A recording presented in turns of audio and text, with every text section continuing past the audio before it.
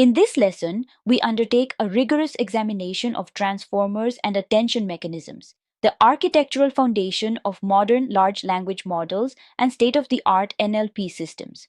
This is not a surface-level overview, but a technical deep dive into the mathematics, design choices, and practical considerations that make transformers effective at scale. We will move from first principles through mathematical formulations, explore the design of each component, understand why attention works, and finally address the engineering challenges of scaling transformers in production. By the end, you will understand not just how transformers work, but why specific design decisions were made and what trade-offs they represent. This knowledge is essential if you are building production systems, optimizing existing models, or contributing to research at the frontier of transformer-based architectures. Our objectives today span from mathematical rigor to practical engineering. First, we will establish the mathematical foundation of attention, understanding the computation, complexity, and the reasoning behind specific design choices like the scaling factor. Second, we will decompose the transformer architecture systematically, examining each component and its purpose.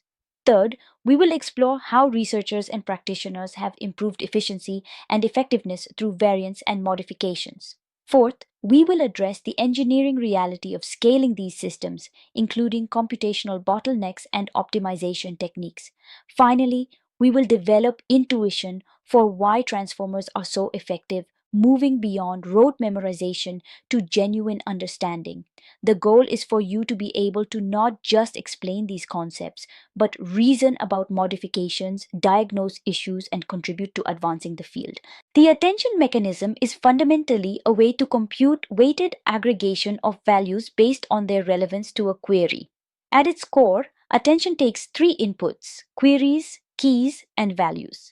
The attention weight for each value is determined by the dot product between a query and the corresponding key, scaled by the square root of the key dimension, then passed through softmax to produce a probability distribution. These probabilities weight the values, producing the final output. The scaling factor of 1 over square root of dk is not arbitrary. Without it, the dot products grow large, pushing the softmax into regions where gradients are near zero, degrading training. This is a direct consequence of how attention is commonly implemented. A critical consideration is computational complexity. With sequences of length n, computing all pairwise attention weights requires ON2 operations, which becomes prohibitive for very long sequences. This quadratic complexity drives much of the research into efficient attention variants. In production systems, this complexity directly translates to latency and memory requirements. Understanding this constraint is essential for architectural decisions. In practice, query, key, and value are not given. They are derived from the input through learned linear projections. For each input token, we compute Q, K, and V by multiplying the input embedding by learnable weight matrices. These projections are what allow the model to learn which aspects of the input should determine relevance and which information should be aggregated. The key insight is that these projections are learned end-to-end through backpropagation. During training, the model adjusts these weight matrices such that the resulting attention patterns are useful for the task. In production, you do not need to understand the semantic meaning of what Q, K, and V represent. The model has learned task-specific representations. However, understanding that these are learned projections is crucial. The dimension of Q, K, and V denoted dk is a design choice. Smaller dk reduces memory and computation but may limit expressiveness. In multi-head attention, the original embedding dimension is split across heads. A common pattern is to have 8 or more heads with dk equal to model dimension divided by number of heads. This design choice affects both training stability and computational efficiency. Multi-head attention is a design choice that proved empirically powerful but deserves careful understanding. Rather than performing a single attention operation, the model performs multiple parallel attention operations with different learned projections. Each head independently computes queries, keys, values, and the attention-weighted sum. The outputs are then concatenated and passed through a final linear projection. This allows the model to simultaneously attend to different types of relationships. One head might learn to focus on syntactic dependencies, another on semantic relationships, another on discourse structure. The parallel nature is crucial for efficiency in computation. The total computational cost is similar to a single head attention with the same total dimension, but the expressiveness is higher because of the multiple independent subspaces. A common misconception is that multi-head attention is about improving accuracy.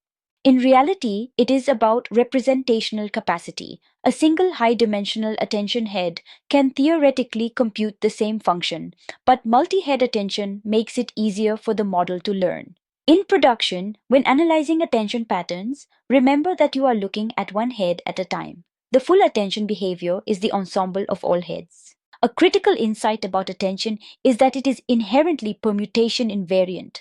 Without explicit position information, a sequence and a shuffled version of that sequence would produce identical attention weights. Since position matters for language and most sequential data, we must inject this information. The original transformer used sinusoidal positional encodings, a mathematical construction that encodes position as a fixed pattern of sin and cosine waves at different frequencies. These are added to the token embeddings before processing. The elegance of sinusoidal encodings is that they are deterministic and extrapolate to longer sequences than those seen during training. Learned positional embeddings are an alternative where positions are treated as learnable parameters. These are simpler but do not generalize to longer sequences without modification. More recent approaches like rotary position embeddings, ROPE, and attention with linear biases, LEBI, apply position information differently, directly in the attention computation.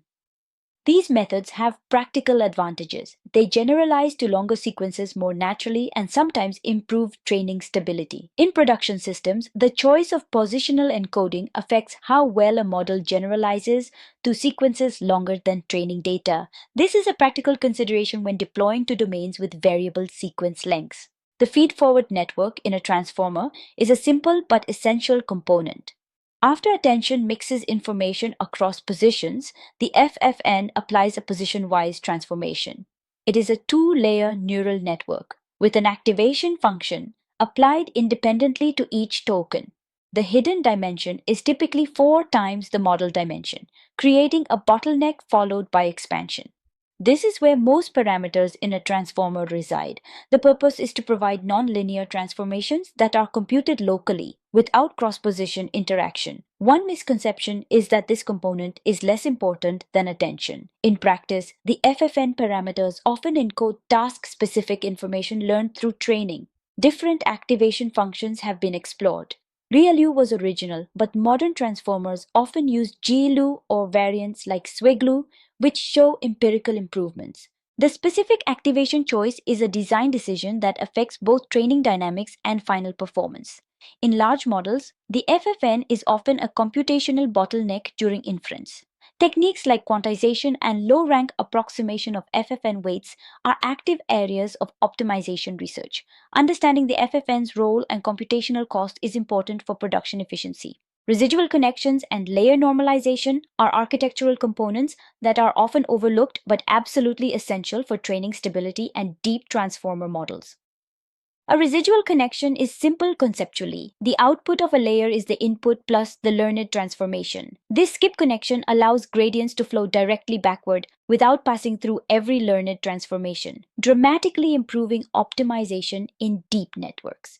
Without residuals, training becomes extremely difficult beyond a certain depth. Layer normalization normalizes the features within each token independently, typically to mean zero and unit variance. This is applied before or after attention or feed-forward layers, depending on the specific configuration. The purpose is to stabilize training by preventing activation values from growing unboundedly. One practical consequence is that initialization matters less with layer normalization. The activations are normalized regardless of initialization scheme. A common design question is whether to apply normalization before or after the sublayer.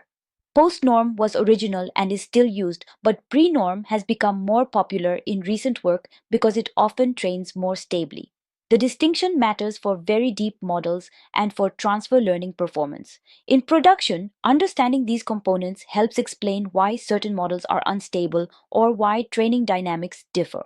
They are not exciting components, but they are necessary for building models that train well at scale. The original transformer architecture is encoder-decoder, designed for sequence-to-sequence tasks like machine translation. The encoder processes the entire input sequence in parallel, producing a sequence of representations. The decoder generates output token by token, using self-attention to attend to previously generated tokens and cross-attention to attend to encoder outputs. This architecture is well suited for tasks with a clear input and output, where the input is fully available before generation begins. Cross-attention is a variant of attention where queries come from the decoder and keys and values come from the encoder. This allows the decoder to focus on relevant parts of the input as it generates each token. The encoder-decoder design has been influential but is not the only approach. Decoder-only models, where a single stack of layers acts as both encoder and decoder, have become dominant in recent practice, particularly for language modeling and large language models. Decoder-only models generate output by predicting the next token in an autoregressive manner, with causal masking preventing the model from seeing future tokens.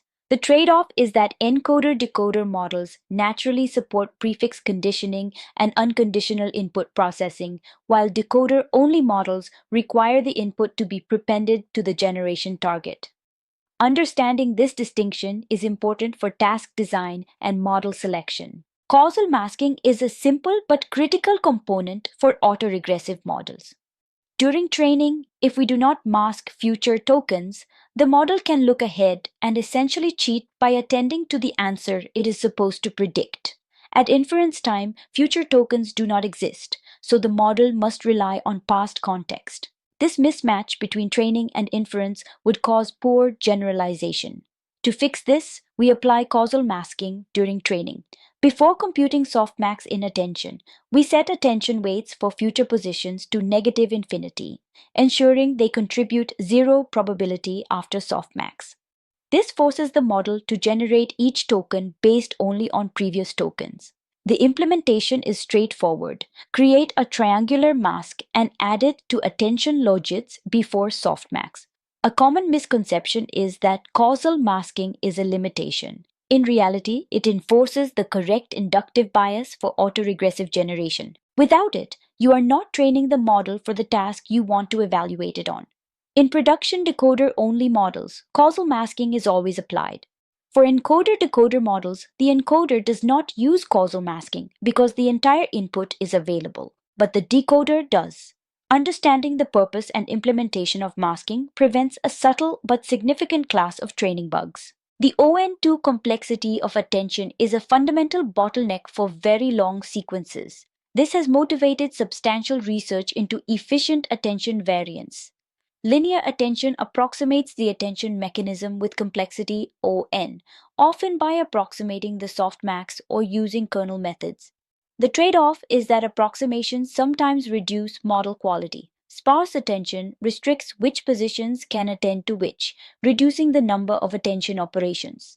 This works well when dependencies are local or follow a pattern, such as sliding window attention, where each position attends to nearby positions. Hierarchical or multi-scale attention uses multiple levels of aggregation, similar to pooling in vision models. In practice, the choice of efficient attention depends on the problem. For most language modeling with moderate sequence lengths, standard attention is still used. For long documents, legal contracts, or code, sparse attention becomes valuable. Linear attention variants are useful for very long sequences but may sacrifice some quality. Another consideration is implementation. Standard attention is well optimized in frameworks like PyTorch, while some efficient variants have less mature implementations. In production decisions, benchmarking on your specific hardware and sequence length distribution is essential. Theoretical complexity is only part of the story. Actual wall clock time depends on implementation and hardware. Attention visualization is popular because it offers a window into model behavior. For each query token, we can visualize how much attention weight it assigns to each key position. These visualizations often show intuitive patterns: subject verb, agreement heads, pronoun resolution, and syntax structure. This has led to considerable interest in attention as an interpretability tool. However, there is important nuance here. Attention weights show correlation, not causation. High attention to a position does not prove that information from that position was used in the final prediction. Gradients or ablations would better reflect true importance. Additionally, multiple heads with different patterns mean that attention is distributed across the network. A single head might seem to learn a clear pattern, but the overall model behavior depends on all heads and layers. Despite these limitations, attention visualization is valuable. It often reveals what types of relationships the model has learned to focus on. Inspecting attention patterns can help debug models and understand failure cases. In research, attention visualization has motivated architectural improvements, but interpreting attention too literally can lead to incorrect conclusions about how models work. Use visualization as a starting point for investigation, not as definitive evidence of model behavior. Recent research has produced several important variants that address specific limitations of standard transformers. Attention with linear biases adds position-dependent biases directly to attention logits rather than adding positional embeddings to input. This approach generalizes to longer sequences more effectively and simplifies training. Rotary position. Embeddings use a rotation-based encoding that has both theoretical appeal and empirical performance advantages. Rope is increasingly popular in modern models and has better length generalization properties. Flash attention is an implementation innovation that recomputes attention during backward pass rather than storing intermediate values, significantly reducing memory usage and improving wall clock time. This is not a conceptual change, but an engineering improvement with substantial practical impact. These variants are not mutually exclusive. A modern model might use rope for positions, GELU activation, and flash attention implementation. The landscape evolves rapidly as researchers discover improvements. In production, the decision to use a variant depends on available implementations, compatibility with your framework, and performance on your specific metrics. Open source implementations lag behind research papers, so you may not always have access to the latest variant. Understanding what each variant addresses helps you make informed choices about when to adopt new techniques. Scaling transformers to production scale introduces engineering challenges that go far beyond the conceptual architecture. Scaling laws, first systematized by researchers at OpenAI and others, show that model performance improves predictably as you increase model size, data, and compute. This has driven the scaling of models from millions to billions to trillions of parameters. Training at scale requires distributed training across many devices, data parallelism to divide batches, and sophisticated optimization to prevent bottlenecks. Memory and compute become hard constraints. A model that fits in 80 GB of memory may not fit in 40 GB, forcing architectural choices like fewer layers or smaller embeddings. Gradient checkpointing is a technique where you recompute activations during backward pass instead of storing them, reducing memory usage at the cost of compute. This is a standard trade-off in large-scale training. For inference, the KV cache is crucial. Rather than recomputing keys and values for all previous tokens when generating the next token, you cache them, reducing computation from ON2 to ON for generation. Batching multiple requests improves hardware utilization. Quantization reduces precision of weights and activations, reducing memory and improving speed with some accuracy trade-off. In production, inference cost dominates the total cost of ownership for large models. Understanding these optimization techniques is essential for deploying models at reasonable cost. As we conclude this deep dive, remember the core insights. Attention is powerful because it learns task-specific weighted aggregation of input elements, allowing the model to focus on relevant information. The mechanisms we covered, from multi-head projections to layer normalization to causal masking, are design choices that were made deliberately to enable stable training and effective learning. Understanding the mathematical foundations helps you reason about modifications and diagnose issues. The field of efficient transformers and variants is evolving rapidly. What is state of the art today may be superseded next year. However, the fundamental principles remain. Complexity trade-offs, generalization to longer sequences, and the balance between expressiveness and computational cost. In production systems, your choices depend on your specific constraints. A mobile deployment with latency constraints makes different choices than a research setting with abundant compute. A critical skill is mapping your problem requirements to architectural and implementation decisions. Finally, transformers are not a finished story. Research continues on more efficient variants, better scaling laws, and new attention mechanisms. Stay engaged with recent work, but remember that deep understanding of fundamentals is more valuable than chasing the latest paper. The engineers who understand why transformers work are better positioned to advance the field than those who merely follow the latest trends.